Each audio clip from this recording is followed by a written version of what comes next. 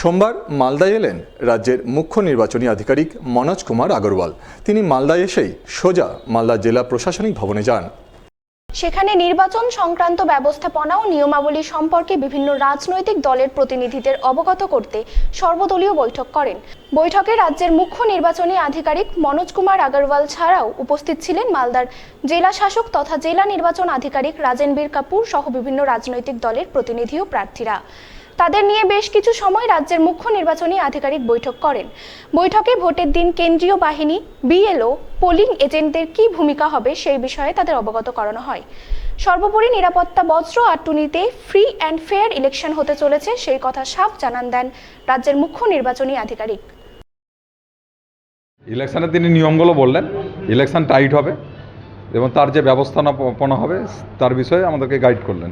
কি হবে ব্যবস্থাপনা সমস্ত জায়গায়, কোথায় সেন্ট্রাল ফোর্স থাকবে, কিভাবে কাজ করবে, কার কী রোল হবে, বিএলওর কী রোল হবে, পোলিং এজেন্টদের কী রোল হবে, সেই বিষয়ে তিনি আমাদের একটা ডিটেলস করলেন। আমরা আশঙ্কা অনেকেই করেছে প্রকাশ বললে এবার টাইট ইলেকশন হবে, কোনো সমস্যা নেই, কোথাও কোনো সমস্যা হবে না। আমাদের এখনও তো অভিযোগ নাই, তবে আমাদের যে পোস্টাল ব্যালট হচ্ছে সেখানে একটা মনে হচ্ছে বিষয়টা ডিলে করা হচ্ছে বা যারা পোস্টাল ব্যালট ভোট দিতে আসছে তাদেরকে একটু হয়রানি করা হচ্ছে। দেখুন, আজকে সিওর সঙ্গে যে মিটিংটা ছিল উনি যেভাবে বলছেন ওইভাবে কাজ হলেই ভালো, কিন্তু কাজ কতটা হবে আমরা সন্দিহান আর কি। দেখেন, অনেক সময় দেখা যায় এখন যুদ্ধ রোপ চলছে সব জায়গায়। এখন আমরা কার সঙ্গে লড়াই করছি আমরা নিজেরাই জানি না। প্রত্যেকটা বাড়ি মনে হচ্ছে ফোর্স ভরে গেছে। এখন যেভাবে বলেছেন উনি সেভাবে যদি কাজ হয় তাহলে ঠিক আছে। আমাদের যেগুলো আছে জল এবং যে সমস্ত ব্যাপার ছিল এবং যে সমস্ত এলাকায় আমাদের ফোর্স ডিপ্লয়মেন্ট হবে তাদের যেন তালিকা আমাদের দেওয়া হয় এবং আমরা যেন জানতে পারি।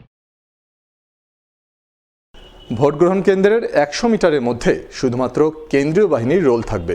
নির্বাচন কমিশনের বৈধ অনুমতিপত্র ছাড়া কেউই ভোট গ্রহণ কেন্দ্রের 100 মিটারের মধ্যে প্রবেশ করতে পারবেন না।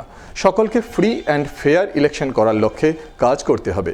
কোনো বুথে বেশি গণ্ডগোল অভিযোগ পেলে রিপোল করানো হবে। সোমবার মালদায় এসে এমনটাই জানালেন রাজ্যের মুখ্য নির্বাচনী আধিকারিক মনোজ কুমার আগরওয়াল। এদিন তিনি সকাল 10:30 নাগাদ মালদায় আসেন। মালদায় পা রেখেই সোজা জেলা প্রশাসনিক ভবনে যান। সেখানে গিয়ে প্রথমে মালদার জেলা শাসক রাজেনবীর কাপুর এবং জেলা পুলিশ সুপার অনুপম সিংকে নিয়ে জেলার নির্বাচন সংক্রান্ত ব্যবস্থাপনা ও যাবতীয় প্রস্তুতি খতিয়ে দেখেন। খতিয়ে দেখার পর বিভিন্ন রাজনৈতিক দলের প্রতিনিধিদের নিয়ে সর্বদলীয় বৈঠক করেন। বৈঠকের পর রাজ্যের মুখ্য নির্বাচনী আধিকারিক মনোজ কুমার আগরওয়াল সংবাদ মাধ্যমের মুখোমুখি হয়ে বলেন, কেন্দ্রীয় বাহিনীর যে পোলিং বুথ আছে 100 মিটার ভিতর শুধু কেন্দ্রীয় বাহিনীর রোল থাকবে। 100 মিটার ভিতর কেউ ঢুকতে পারবে না যার ভোটার নেই, या যার কাছে আরও থেকে সার্টিফিকেট নেই, আরও থেকে ও আই কার্ড নেই কি খাবার দিতে যাচ্ছে, জল দিতে যাচ্ছে, या কোনো মেকানিক আছে যে টিভি ঠিক করতে এসছে, সিসিটিভি ঠিক করতে এসছে, या ইভিএম ঠিক করতে এসছে। 100 মিটার ভিতর একটা লাইন থাকবে যেখানে পেন্ট থেকে হবে, চক থেকে হবে, কোনো লোক ভিতর ঢুকতে পারবে না সিএপিএ পারমিশন ছাড়া। না আমরা কোনো ইনস্ট্রাকশন দিলাম না, আমরা সব শুনতে এসেছিলাম কি ওদের কী গ্রিভেন্স আছে, কী সাজেশন আছে, আমরা সব জানিয়ে দিচ্ছি ওদেরকে কি আমরা কীরকম অ্যাকশন করবো, বিএলও কী কাজ আছে, সিএপিএফ কী কাজ আছে। সবাইকে রিকোয়েস্ট করলাম আপনারা কি আপনারা ফ্রি অ্যান্ড ফেয়ার পোল জন্য সাহায্য করবেন। যদি বেশি গন্ডগোল হবে, কমপ্লেন্ট আসবে তো আমরা রিপোর্ট করাবো।